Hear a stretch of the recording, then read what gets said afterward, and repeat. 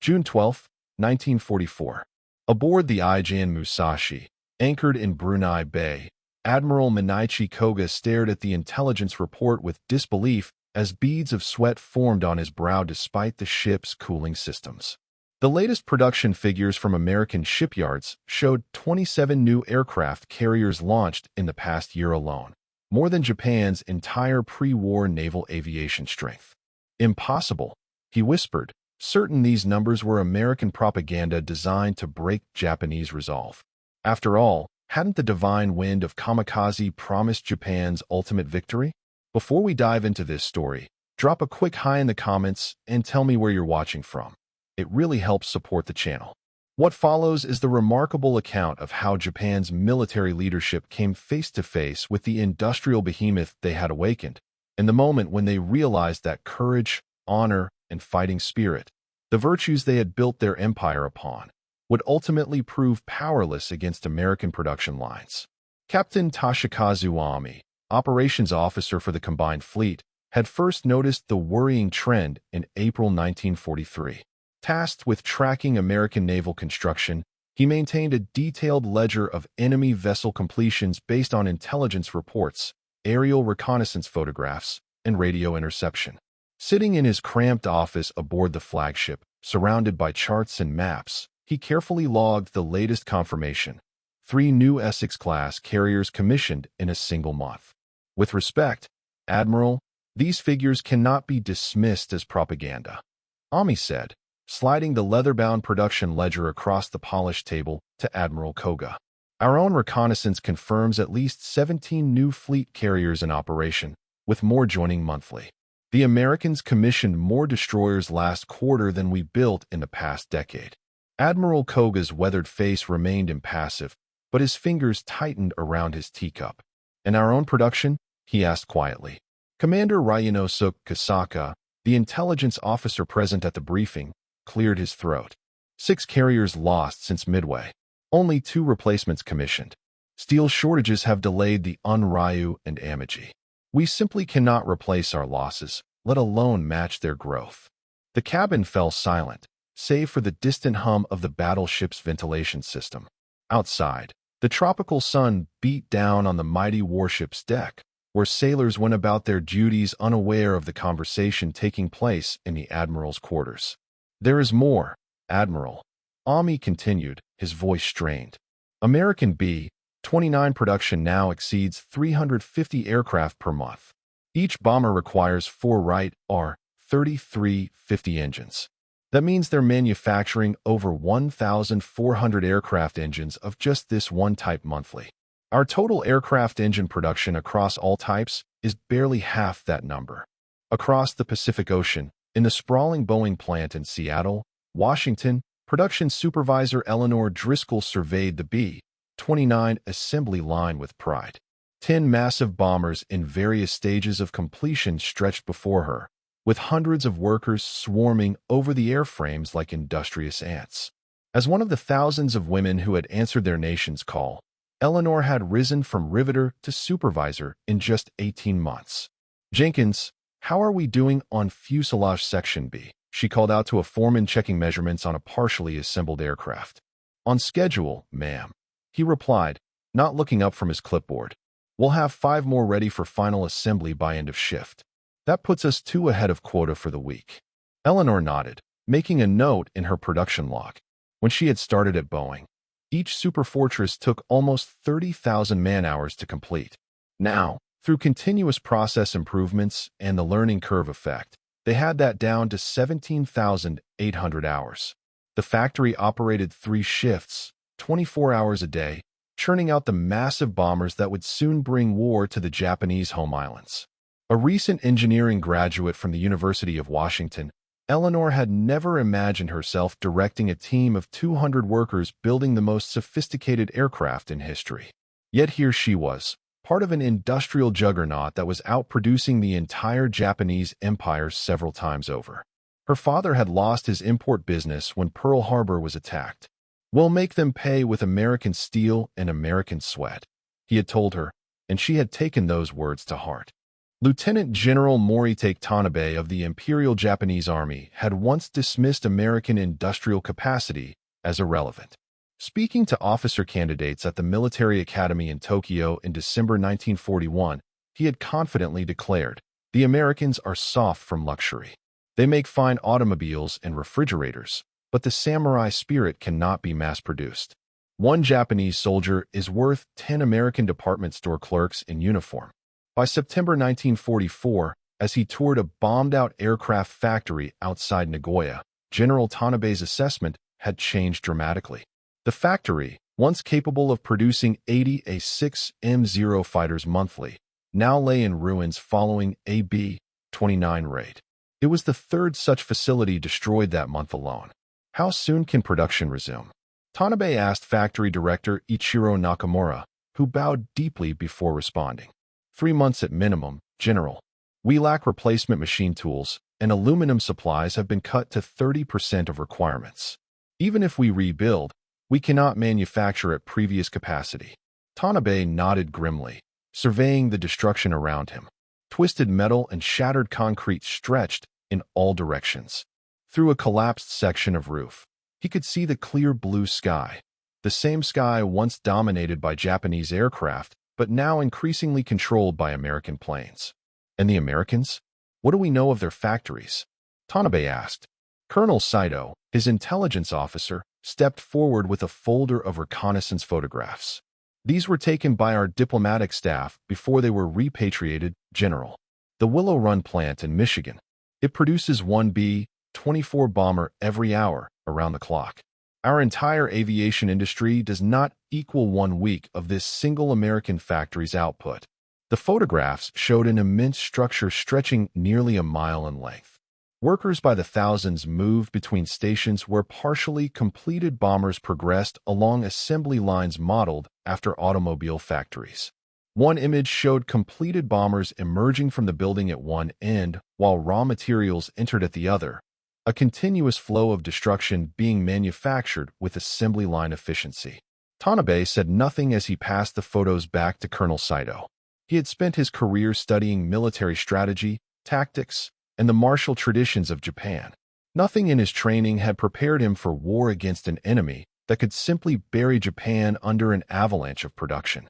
For the first time, he allowed himself to contemplate defeat, not from lack of courage or skill, but from the cold mathematics of industrial capacity. In the communications bunker beneath Imperial General Headquarters in Tokyo, Major General Masakazu Amano reviewed the latest shipping reports with increasing alarm. As Chief Logistics Officer for the Combined Fleet, he tracked the movement of vital war materials throughout the empire. The numbers on the paper before him told a grim story.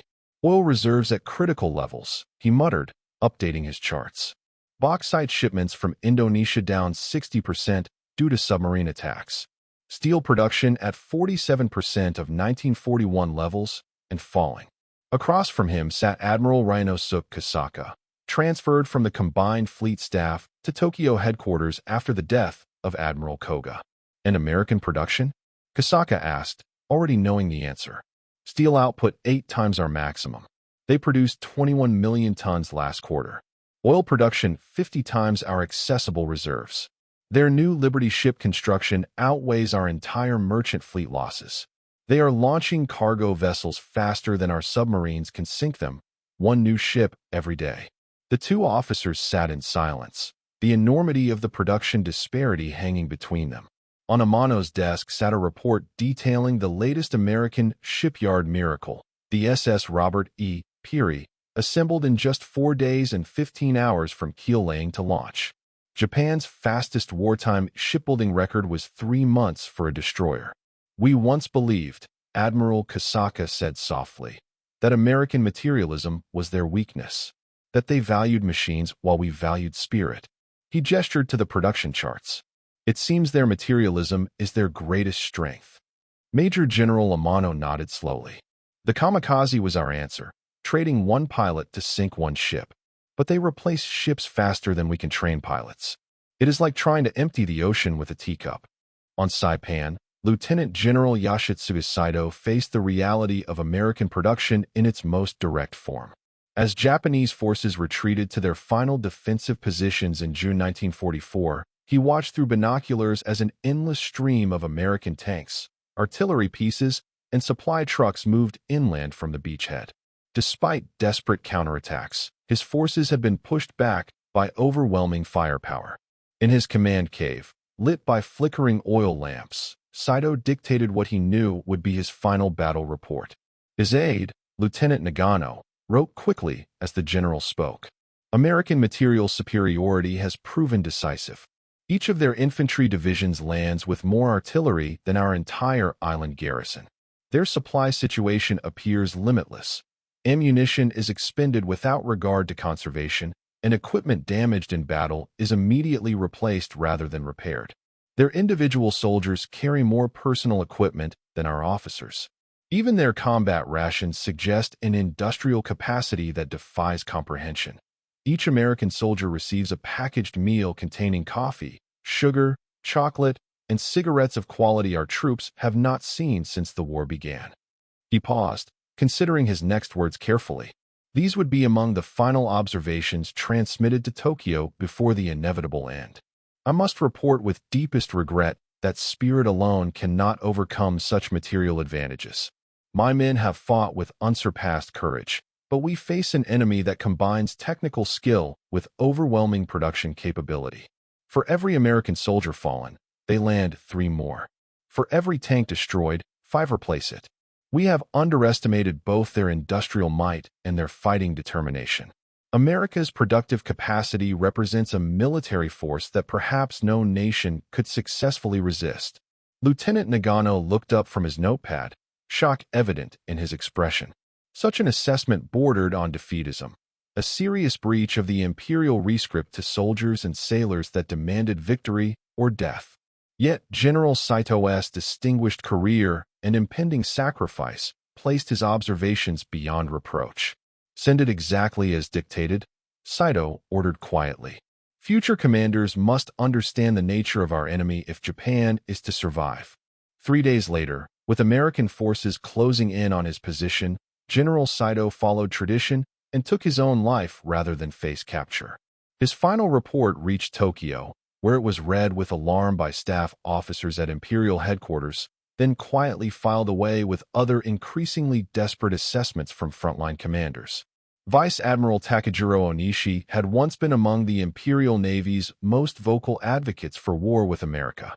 As a leading naval aviation strategist, he had helped plan the Pearl Harbor attack and believed firmly in Japan's ability to force a negotiated peace before American industry could mobilize. By October 1944, as he assumed command of the First Air Fleet in the Philippines, he faced a transformed military situation that shattered those earlier assumptions. In a private meeting with his air group commanders at Mabalacat Airfield on Luzon, Onishi revealed both his desperation and his realization of American production superiority in a speech advocating for a new tactic: organized suicide attacks.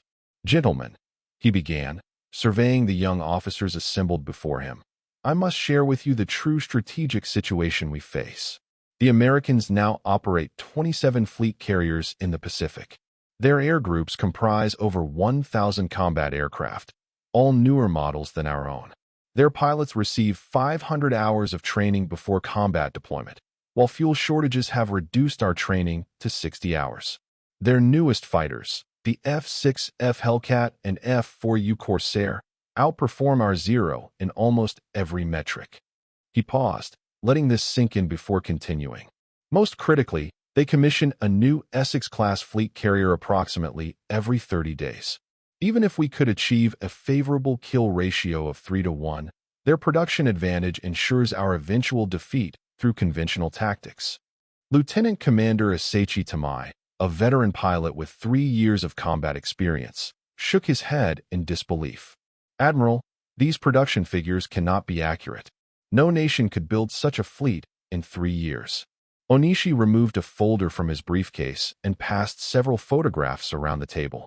These reconnaissance images show the Philadelphia Naval Shipyard as of July. 9 carriers in various stages of construction are visible. Similar scenes play out in shipyards at Newport News, Fall River, Brooklyn, and Quincy. American shipbuilding capacity exceeds the combined output of Japan, Germany, and Britain. It is not simply that they build more ships. Their rate of construction is accelerating. The officers fell silent as they studied the images, the scale of American industrial mobilization finally becoming clear. One photograph showed 5 Essex-class carriers under construction simultaneously in a single shipyard. More fleet carriers than Japan had operational in the entire combined fleet. We face not merely an enemy, but an industrial colossus, Onishi continued.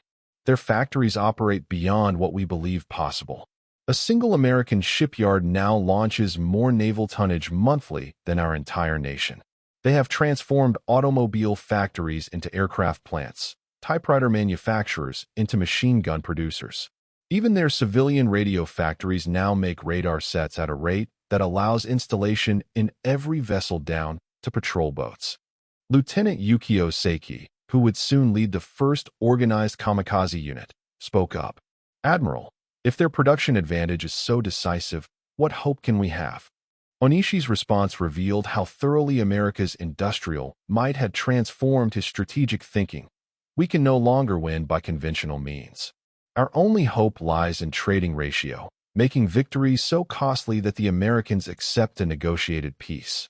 If one suicidal aircraft can sink one carrier, we establish a trading ratio their production cannot sustain.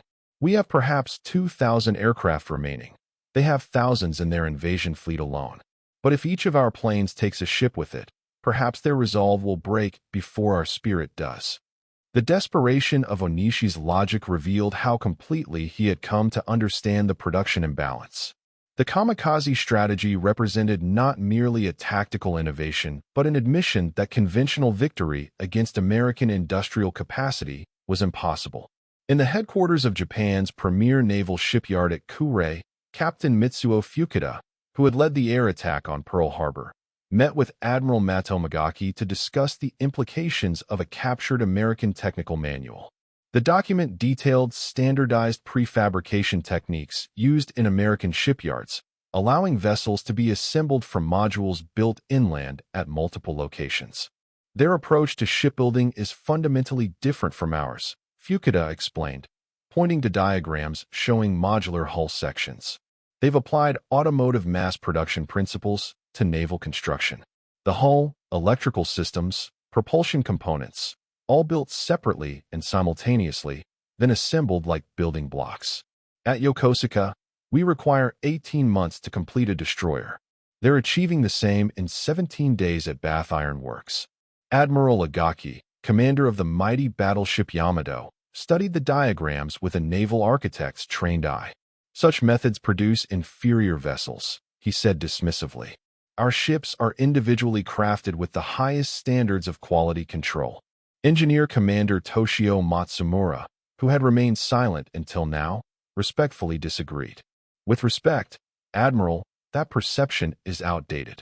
These new American Fletcher-class destroyers captured in the Philippines show excellent build quality despite rapid construction.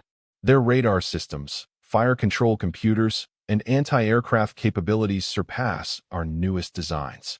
And they're producing them at 20 times our rate." Agaki's expression darkened. "Are you suggesting American workers are superior to Japanese shipwrights?" "Not at all, Admiral," Matsumura replied carefully. "I'm suggesting they've developed a different philosophy of industrial warfare. We build each ship as if it were precious and irreplaceable. They build knowing many will be lost, but confident that their replacements are already under construction. The Yamato represents our finest achievement, 170,000 tons of the finest battleship ever built. Yet America has produced 20 Essex-class carriers with the same total tonnage in less time than it took us to commission one Yamato." Admiral Agaki had no immediate response. The Yamato, pride of the combined fleet, had consumed resources that might have built dozens of smaller vessels. It represented the pinnacle of Japanese naval engineering, and had barely seen combat, as fuel shortages kept it harbored. Meanwhile, American shipyards launched vessels that immediately joined the fight, their crews trained and ready during the construction process. "What you're describing isn't merely a difference in production methods," Agaki finally said. It represents an entirely different conception of how to wage war. Matsumura nodded. The Americans entered this war with a strategy that assumed industrial capacity would ultimately prove decisive. Every policy decision, from rationing to women in the workforce to their massive Liberty Ship program, reflects this understanding. While we measure victory in battles won, they measure it in production capacity preserved and expanded. In November 1944, while visiting the Nakajima aircraft factory outside Tokyo, General Korechika Anami, Japan's Minister of War, received a briefing that crystallized the production disparity in stark terms. Factory Director Kenzo Takahashi explained why aircraft production targets were being missed despite working 3 shifts. Our newest assembly building was designed to produce 100 fighters monthly, Takahashi explained as they walked through a facility where hundreds of workers assembled Ki-84 Hate fighters. However, aluminum allocation has been reduced by 70%. We've been forced to incorporate wooden components in the wing structure. Fuel shortages mean each completed aircraft can only be test-flown for 30 minutes. Most critically, precision machine tools destroyed in American bombing raids cannot be replaced. General Anami watched as workers hand-filed aircraft parts that should have been machine-stamped. Others carefully recycled metal shavings that would have been swept away in pre-war days. Despite these efforts, partially completed fighters sat in rows, awaiting components that might never arrive. In American production? Anami asked. Takahashi hesitated before responding. Intelligence reports that the Americans produced 96,318 military aircraft last year, sir. Our combined Army and Navy Air Forces manufactured 28,180. Their monthly production now exceeds our annual output. Anami stopped walking, the enormity of the disparity momentarily overwhelming even his disciplined military bearing. How can this be possible? Their population is only twice ours. It's not about population, General, Takahashi replied. It's about industrial capacity, raw materials, and production methodology. A single American aircraft worker produces 3.5 times the output of his Japanese counterpart, not from greater effort, but from superior machine tools, standardized designs, and abundant raw materials. Their factories receive uninterrupted electricity and transportation. Ours face daily shortages and bombing. He gestured toward a partially assembled engine. That Nakajima Ha-45 engine contains 5,000 individual parts, many requiring precision machining to tolerances of 1/1000th of an inch. American factories automate such processes. We perform them by hand because we lack the specialized equipment. Their workers become more productive each month through process improvements. Ours grow less efficient as tools wear out and cannot be replaced. General Anami, known for his hardline stance against surrender, found himself confronting a reality that transcended matters of courage or military skill. This gap cannot be bridged by spirit alone, he said quietly, more to himself than to Takahashi. No, sir, Takahashi agreed. The Americans have created not just a superior air force, but a superior system for creating air forces. They can lose hundreds of aircraft and simply build more. Each loss we suffer is increasingly irreplaceable. This is why many of us in the aviation industry have reluctantly concluded that continuation of the war may lead to the complete destruction of Japan's technical and industrial capacity. In the Imperial Japanese Army headquarters in Singapore, Lieutenant General Tomoyuki Yamashita, the Tiger of Malaya, who had engineered the stunning defeat of British forces in 1942, received a comprehensive intelligence briefing on American production in December 1944. As commander of the 25th Army defending the Philippines, he needed accurate information about the forces he would soon face. Intelligence Officer Major Toshimi Kamai spread a series of reports across Yamashita's desk. These figures represent estimated American production for the past quarter, General. They manufactured 17,000 aircraft, 7,000 tanks, 80,000 trucks, and 600,000 rifles. Their monthly small arms ammunition production exceeds 1 billion rounds. Yamashita studied the figures without comment, his face betraying no emotion. And our comparable production? He finally asked. Aircraft, 2,400. Tanks, 240. Trucks, approximately 1,100. Small arms ammunition, 70 million rounds monthly, Kamai replied. The statistical gulf between the nations laid bare in simple numbers. General Yamashita nodded slowly, then moved to a map of the Philippines. Show me their amphibious landing capability compared to our available defensive forces. Major Kamai placed another document before the general. The Americans can deploy 540,000 troops to the Philippines, transported in 1,700 vessels, including 6 fleet carriers, 6 light carriers, 18 escort carriers, 12 battleships, 24 cruisers, and over 100 destroyers. Each infantry division lands with 1,500 vehicles and 10,000 tons of supplies. Their initial ammunition supply is calculated for 30 days of continuous combat at maximum expenditure rates. Yamashita considered this information silently. His forces in the Philippines numbered approximately 262,000 troops, with limited armor, decreasing ammunition supplies, and minimal air support. Most critically, American naval dominance meant no reinforcements or resupply could be expected. I once believed, Yamashita said after a long silence, that superior fighting spirit could overcome material disadvantages. In Malaya, we proved this by defeating a numerically superior British force. But these production figures, he tapped the papers on his desk. This represents a different scale of warfare entirely. Major Kamai hesitated before speaking. General, there is one more report you should see. Our economic intelligence section has calculated that the American economy has actually grown by approximately 40% since 1941, despite 11 million men under arms. Their civilian consumption has decreased only marginally despite war production. They are, in effect, waging war with their industrial surplus alone. This final revelation seemed to affect Yamashita more deeply than all the military statistics. The implication was clear. America was not merely winning the production battle, but doing so while maintaining its civilian economy. Japan, meanwhile, had mobilized every available resource for war production, imposed severe rationing, and still fell further behind each month. What we face, Yamashita said quietly, is not simply an enemy army, but an entirely different conception of industrial warfare. Our stratagem of rapid conquest followed by defensive consolidation assumed the Americans would lack the will to pay the blood price for recapturing distant territories. Instead, they have organized their entire economy to project overwhelming force across the Pacific while scarcely feeling the strain at home. In April 1945, as American forces fought their way across Okinawa, Admiral Somu Toyota, Commander-in-Chief of the Combined Fleet, received a comprehensive assessment of American naval power that provided the final evidence of production superiority. The report, compiled by Naval Intelligence, tracked American shipbuilding over the course of the war.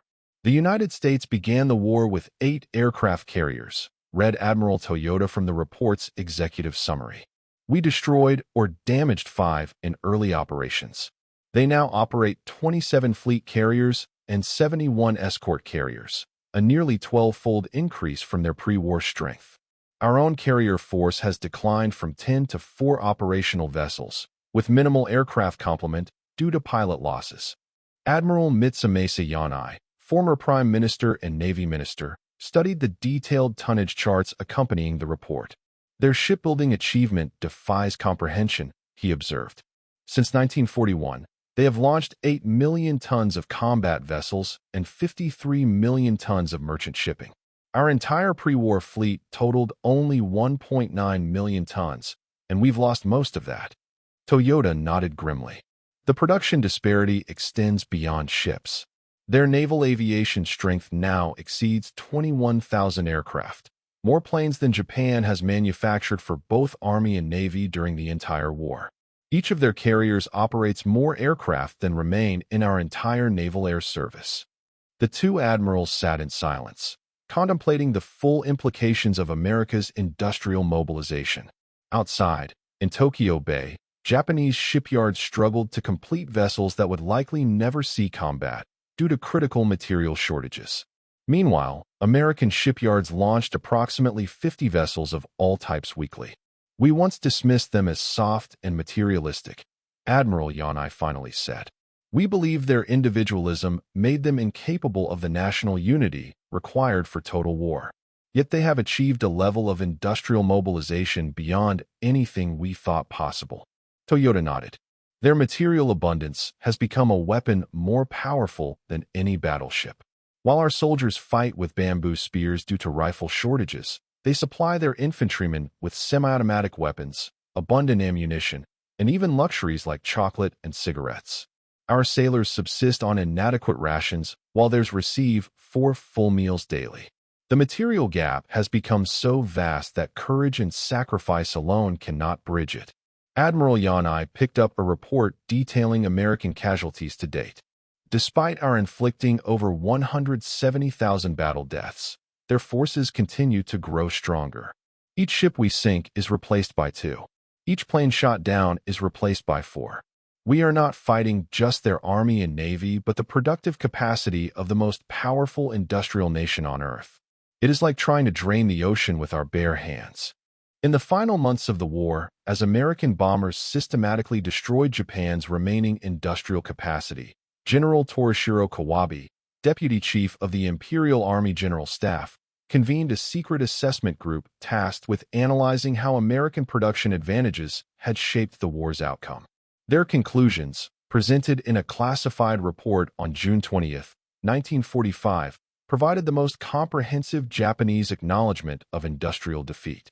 American victory stems fundamentally from productive superiority rather than tactical or strategic brilliance, the report stated. While individual battles have been won and lost on both sides through leadership and fighting spirit, the overall course of the war has been determined by America's unprecedented industrial mobilization. The report continued with a detailed analysis. By 1943, the United States had achieved production dominance in every category of war material. Their aircraft production reached 127,000 in 1944, more than the combined output of Japan and Germany throughout the entire war. A single American shipyard at New York Navy Yard, Brooklyn, has produced more warship tonnage since 1941 than Japan's entire naval construction. Most telling was the section analyzing resource availability. American steel production in 1944 reached 80 million tons, compared to Japan's peak of 7.8 million tons. Their aluminum output of 1,119,000 tons represents more than 10 times our maximum production. Most critically, American petroleum refineries process 6.5 million barrels daily, while Japan's entire oil reserve has fallen below 3 million barrels total. The report concluded with an assessment that revealed how thoroughly Japan's military leadership had come to understand the fundamental production imbalance. Future Japanese military doctrine must acknowledge that industrial capacity represents the foundation of modern warfare. No amount of tactical brilliance, spiritual strength, or willingness for sacrifice can overcome a production disadvantage of this magnitude. The lesson of this conflict is that wars between industrial powers are ultimately decided not on battlefields, but in factories. General Kawabe, reading the final assessment, added a handwritten note that perhaps best summarized the Japanese military's belated recognition of American power. We studied the warrior traditions of Bushido and Sun Tzu, while they studied mass production and logistics. In the beginning, we measured victory in ships sunk and territories conquered. They measured it in factories built and production capacity created. In the end, their approach proved the wiser, as we now face defeat despite possessing the finest fighting spirit and tactical excellence. We did not lose to American fighting men alone, but to American factory workers, American industrial engineers, and the immense productive power they unleashed. When the war finally ended in August 1945, Japan's military leadership had gained a costly education in the true nature of industrial warfare. The strategic miscalculation that led them to attack a nation with 10 times their industrial capacity had resulted in complete defeat. What Japanese generals said when they finally understood American power was not merely an acknowledgement of battlefield losses, but a recognition that they had fundamentally misunderstood the nature of modern war. Their belief that spiritual strength could overcome material advantage had been proven catastrophically wrong. In a final assessment written 3 days before surrender, Admiral Nimitz Toyota summarized this hard-learned lesson. America's greatest weapons were not their carrier aircraft or atomic bombs, but their factories, shipyards, and the production system that supplied them. Against such power, even the divine wind could not prevail. And that concludes our story. If you made it this far, please share your thoughts in the comments. What part of this historical account surprised you most? Don't forget to subscribe for more untold stories from World War II, and check out the video on screen for another incredible tale from history. Until next time.